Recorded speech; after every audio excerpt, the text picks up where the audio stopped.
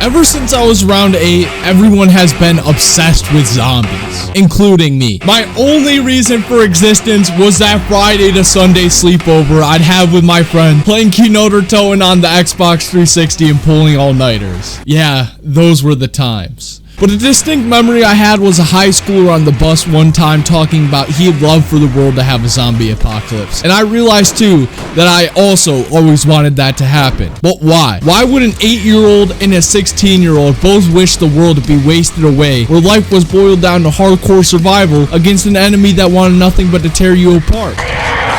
Well, there's a few ways this can be answered. Our primal need for survival. Modern society has taken away a lot of the achievements from our life that made it fulfilling in the first place. Hundreds of years ago, our ancestors had to work for everything they did, from hunting, planting, and foraging their own food, to building their own houses, making their own tools, and sewing their own clothes. Life constantly had a goal: to survive. But now almost everything in life is provided to us through grocery stores already having harvested and farmed foods, houses already been built, and clothes mass produced by machines. We're out of touch with working for our own benefit and doing things we deem as important, feeling truly accomplished after doing it. But now our lives are filled with working jobs so we can get physical necessities, but beyond that, rarely feel the fulfillment of living. And when we're done with our 40-hour work week, we sit down and watch TV and play video games. Then people wonder why people are so obsessed and willing to spend all their free time playing games like Minecraft, Rust, and Ark. People enjoy the accomplishments of what they do in these games, whether it's finally getting your first diamonds to make a sword in Minecraft, or building an epic invincible base in 7 Days to Die out of the strongest materials. These actions feel more real than the ones we take in real life and feel truly accomplished after doing them. Now, I've never really considered myself an outside person, especially with the last 4 years of my life spending every bit of free time inside making YouTube videos, but a couple of months ago, I found this whole genre of videos on YouTube: homesteading. There's many different definitions for homesteading, but to sum it up, it's self-reliance. Anywhere from building your own cabin, planting your own food, and being one with nature. It's cool as shit. As a person who never cared for being outside, I had a revelation, a click, that this is how we were supposed to live, and all of a sudden it made so much sense to me why I love these games like Minecraft, 7 Days to Die, and to an extent, Plants vs. Zombies. I subconsciously had an urge that was expressed through playing video games, but it was something that I wanted to do this whole time, and it took me 18 whole years to realize it because I got some random log cabin build video recommended to me. And what do all of these zombie survival games have in common?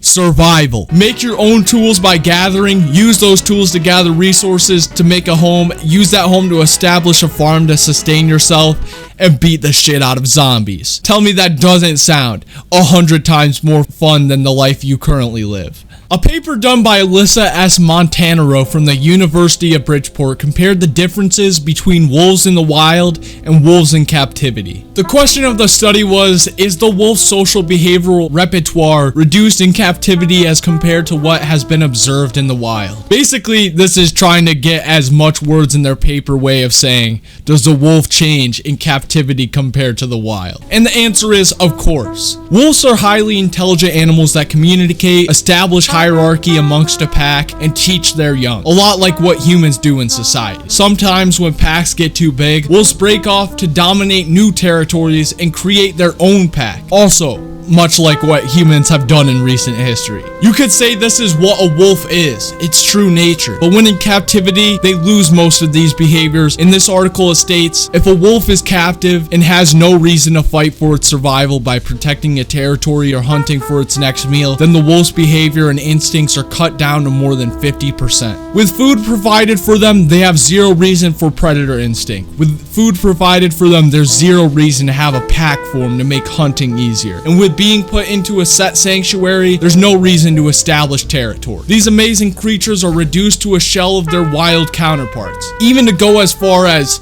lacking so much of their natural behavior, it was as if they'd been domesticated to dogs. Not only this, but the incessant pacing displays mental imbalance. Vets have reported that a strange repetition of a behavior means that there is something wrong with the animal. For example, if a dog or cat presses its forehead to the wall, it means that something is wrong. But if they keep frequenting this behavior, it is the animal showing that they are in pain and suffering from an illness. The same can be said of animals pacing with their enclosures, because it isn't only wolves that demonstrate this repetitive action. And what is being a human in modern day society if not being reduced to pacing wolves in their enclosures?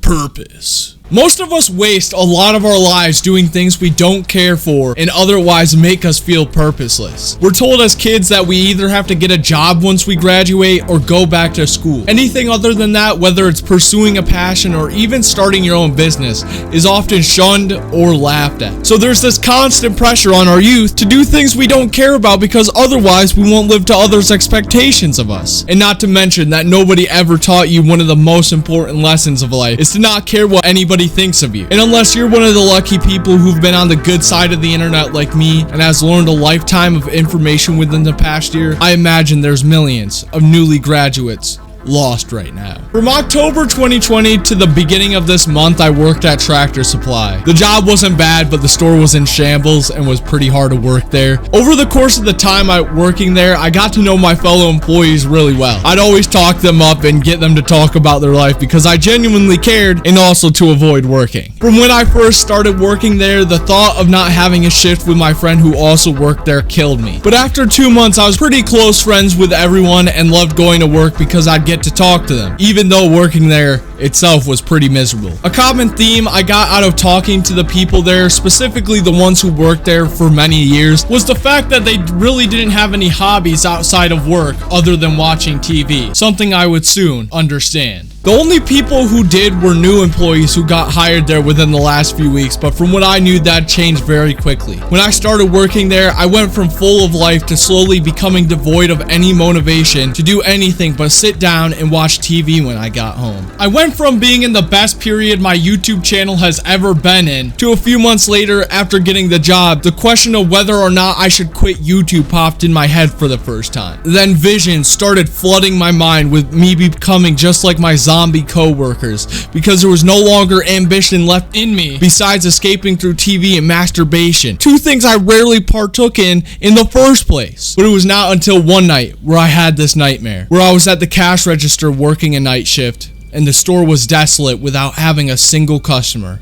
like most nights were. And then I turned around and see behind me are my cousins Azaria and Georgie at 2 different registers. I was filled with the most dread I've ever felt. Then I woke up in a cold sweat. I was so relieved that my cousins didn't have to work there, and that's also when I realized I needed to quit. Now, I'll admit my experience was quite tame, but I can't imagine what it's like for all the other people out there who don't break away from this and accept the quote-unquote reality that we have to deal with it, just like we were forced to learn when we were back in high school. The biggest point of this story was that I felt zero purpose in life after working the shop. All things I once cared about no longer crossed my mind, and I was a shell of who I once was. Then this gets you to understand why people would fantasize about being in an apocalyptic world full of zombies. It gives you a clear goal and purpose to survive. And with zombie stereotype of society falling, it gives you the ability to live a more primitive lifestyle, something that is almost impossible nowadays with all the government restrictions. But today I'd like to call you guys out for action, to live your life more in tune with our natural ways, but not only that, partake in doing things you care about more. If you don't have any hobbies, for God's sakes, find one. And if you're forced to work to support your livelihood, then just be aware of yourself more and make sure to make time for things that are truly important, and don't let yourself slack off. Our existence is the most precious thing given to us, no matter the circumstance we are born into, and that's enough reason to do the most with it before we die. I consider myself a fairly fearless person, but nothing terrifies me more than dying and all I had to show for my life is 50 years of working full time.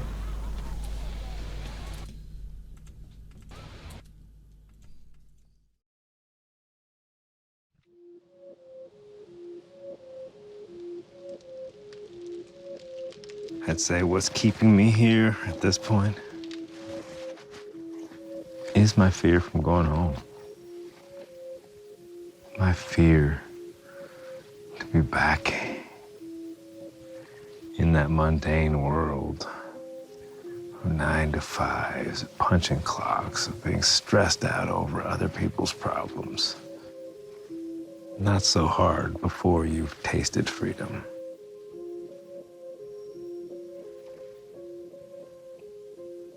But definitely hard to go back into the cage after you've flown free for a long time.